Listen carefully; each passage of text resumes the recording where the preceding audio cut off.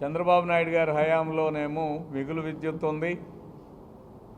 ఎస్సీలు, ఎస్టీలు, బీసీలకి 200 యూనిట్ల వరకు కరెంటు ఛార్జీలు లేవు. ఆక్వా రంగానికి ₹1.50 యూనిట్కి వసూలు చేశారు.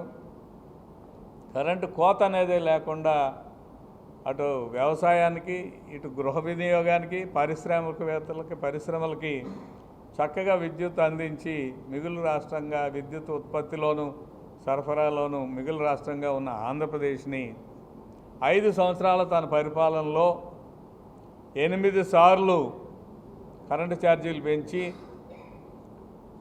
మరలా పెంచినా కూడా నాణ్యమైన కరెంటు ఇవ్వలేక ఈ పెంచిన ఛార్జీలు ట్రూ అప్ ఛార్జీలు కొన్న ప్రైవేట్ ప్లేయర్స్ దగ్గర నుంచి కొన్నది కానీ ఇంకో రకంగా వచ్చిన భారాన్ని ట్రూ అప్ ఛార్జీల పేరు మీద